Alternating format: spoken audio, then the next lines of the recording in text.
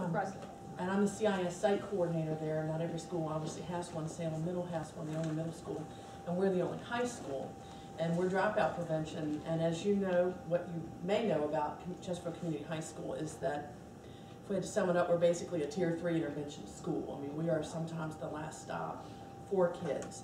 So we found that although we do still have Tier 1 and Tier 2 interventions, we put a lot of time and a lot of our energy into the Tier 3 interventions. Let me tell you a little bit about how we look at what students need assistance. Every week we have a student assistance team meeting, and that's something that CIS is really big into. It definitely predated me being on the scene. It's the national model that CIS has. So every week we're in meeting about students for at least 3 hours every week. And just because I'm trying to compare the language, that protocol that you use is basically a tiered intervention team process. So you were using that from the beginning, which is excellent, and you've been able to expand on that. Absolutely. So it is a tiered intervention team. Absolutely. And on that team, we have Wendy Gonzalez, our assistant principal. Both of our counselors sit on that, our school psychologist. Our ASE is on that, and our school nurse. So all the people that are players with the interventions are sitting there every week. We also have, I forgot to mention this, Mary Frances Santmeyer from Chesterfield Mental Health, who deals with, who works a lot with kids on drug rehabilitation. And drugs are, I know that at every school, but they're a huge issue for us. So sometimes when we're working with kids that have known drug problems, we can put that intervention in place too. So every week we look at teacher referrals, students that we know are struggling, and we basically divide it up. And that's probably what you were asking for, and I should have sent it to you. So we have it broken down by student. What are the issues? Then we decide at the meeting, what are the next steps we need to take for this? And we assign one of the people on the team to be basically the case manager for the student. And then we come back, we put it on Google Docs so that everybody has access to it, and they can input, you know, if I'm meeting with Johnny, if I'm responsible for Johnny, I need to meet with him, I need to contact the parent, whatever. Throughout the week, I can just pull up that Google Doc, put in what I've done, so that when we come back the next week, it's already there. I don't have to scratch my head and remember what I did.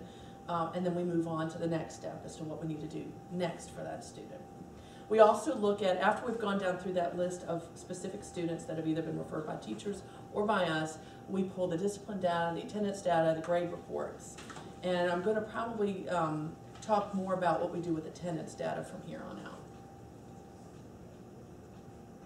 out. We do use, just in general, we do use data to determine what kind of interventions. For instance, on our teacher referral form for discipline and for CIS or SAP, the teachers are asked to check off what they think the possible motivation is for the student. So for instance, one is negative peer attention.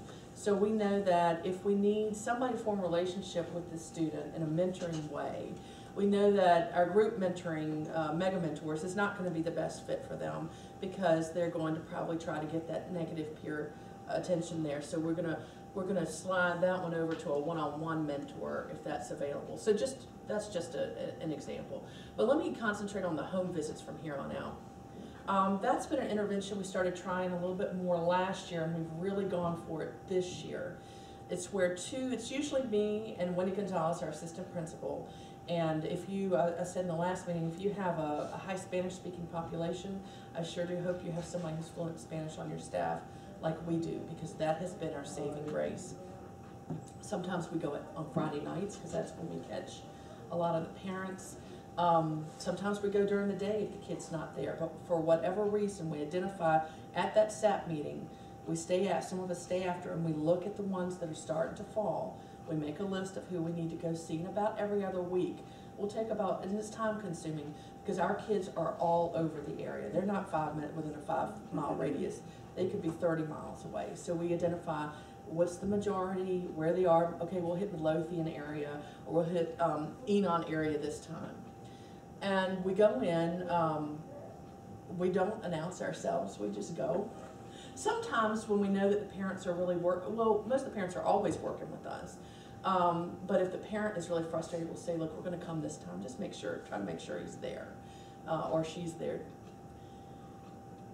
So then after we make our home visits, and I'll get more into exactly what that entails, we go back and say, did this intervention make a change? Really, we look at discipline, but it's really attendance and grades that we're looking for at that point, just to get them back into the building and learning. And we also get feedback from the teachers and students to gauge whether they're responding. And we look at the outcomes. So let me talk about home visits. So we've identified the student. So I'll give you an example. Last year we had a student that's racked up 72 absences. And we've been working, come on this way, you can do it, come on. You know, all that we do. Calling home, all that stuff. And then those 15 days got past us and he was off our rolls just like that. We're like, oh my gosh, he's gone.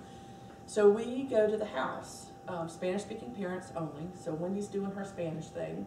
I'm entertaining that. There's always a young kid there. I don't know why that is, but there. And I'm always entertaining and playing games with the young kid and smile. I smile a lot. I don't know what's going on. I just smile. And Wendy said, "This is what she said." Okay, that's great. Wendy's wonderful, by the way. If you haven't caught that from the first one. So he misses 15 consecutive days. We walk in, and the dad says he's right over there, basically in Spanish. Go get him, because they're tired. They've been trying. And there's Josue, no shirt on, hopefully dressed from the bottom down. I don't know. He's been sleeping on the couch. He's got a blanket over him. He sits up, and we literally have this intervention with him, half dressed, talking about goals. He said, well, it's too late. You know, I'm done. He had basically just checked out. And Wendy's talking with him about what he can do, what he can salvage, the specific steps he needs to do. We get him back into the building. He salvages a little bit of something. But we definitely work to get him back in, and we're heavy on him all this semester. And that kid's going to graduate in a week. You know, we have that 4x4 schedule, so we have January graduation. He's done. I just sat next to him yesterday, and he's so excited he doesn't know what to do. He's done. But that's a kid who would have been gone and lost, and never looked back thinking, I can never have a high school diploma. Yes. And you saved him. Now he's got one, and he's late. So we've taken the hit for him, but he's done. Yep. Student B, so this is from a low-income Hispanic family. This is a middle-class white kid. I mean, it's not a, we have found that attendance crosses all races, all socioeconomic. So this is a kid that probably you would hang out with the parents. Came to our school with high-level anxiety, emotional issues, and some physical issues, and the parents have just said, you know what, I'm done dealing with him. He's 16 years old, he's too big for me to get up and put in the car. He's just made his bed, he's going to lie in it. And so they're nice people, they really are, but they're frustrated, just like we are. So we made at least 3 home visits. Wendy, we couldn't ever catch the parents. So Wendy went back on a Sunday and met with the parents, and that was the turning point, was the extra step that she took to talk with this kid. This kid is scary brilliant. He just doesn't fit into our mold that we're all pushing our kids throughout the county. So the intervention we chose for him was the E2020 online, because he's so smart. He came in, and what takes one of our kids a class period, which for us is an hour and a half, all semester for you all. So a semester, hour and a half, takes them that entire period to get through. He did it in about 2 weeks, done, because he went home then, because he was excited, he was motivated, we mapped out the plan for him. Dude, you can graduate in June, and he still can. And he's only 16 years old, because he's so bright and he's so motivated now. That's still on the table. That's a possibility. No matter what, he's probably going to graduate early, and he was thinking about dropping out. So that's how we can kind of look at the kid, look at what motivates him, look at the data. We've identified him and what will work for him. So he came back this semester and salvaged 3 out of 4. He's going to finish the 4th one online. He may have already done that already. And then he'll probably he'll start up on another one, and he'll get another one finished because he is a night owl. We talked about that. You know, I know that the early start times for high schools are problematic for every high school, but our kids are coming, they're getting on a bus, and then they're getting off at another bus junction, and then they're getting on the bus at 5:30. So for kids that have already got an entrenched attendance issue, we're asking them to get up earlier. So right now on the table is just beginning stages. We're trying to see what we can do with some different shifts. And that would be another intervention that we would use to target specific students who are night owls like this guy. And the thing, you know, people say, well, they're gonna have to learn to get up for work. That's not necessarily true. They can find a job that suits their schedule, and that's what we're trying to do in whatever boundary we have, is trying to take our interventions to meet the students where they're at. And this is a perfect example of taking input data from your students directly about how that day schedule, the early morning affects them, and trying to make your interventions responsive to that. Right. So you're getting more and more kids to respond to your interventions. So one of the reasons why we had community on the agenda here again, so they could tell you more details about how they go about Tier 3 is, you heard from Chad some really good examples of Tier 1. Things that impact, and you saw the visual evidence of how it has impacted the behavior school-wide. That's what Tier 1 does. Tier 2, they've got some kids on check in, check out now, thanks to those videos of I'm determined to graduate and I'm going to have these goals, please help me. And Tier 3. So this is, where's that thing again that you helped me, not that one, the other one, that little tracking sheet. So most of the things you're hearing the schools share out about are interventions that are in these first 3 columns, the Tier 2, basic check-in, check-out with progress monitoring, some skill building, either social or academic, and some engagement opportunities. But what you hear from community is on up this other end of the continuum of the Tier 3, the more intensive individualized interventions, probably the most intensive in the county. And even though you may not have as many students needing those Tier 3 interventions in your schools, you always have some. You always have some. And either they're on their way to community or you're going to rescue them in your building with some interventions that are designed. But those have to be very individualized.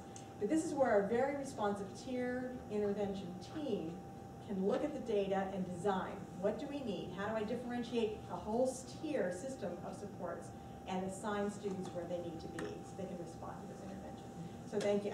I always am so impressed every time we have community share out the things they do above and beyond, the quality of the folks who work there, who are dedicated to the students. This is just a whole different level. I just told Jamie in the hallway between meetings, I said, what you do just takes Tier 3 interventions to a whole different level. Well, if they're coming to us, we know that these folks have tried every trick they've got in their toolkit. Right. So we know that we've got to up our, and we have the luxury of doing that, being smaller, being a 4x4, and we recognize we have some tools that are not available to the rest of the county, but we do appreciate the things that other schools are doing. Absolutely. Okay. Thank you very much.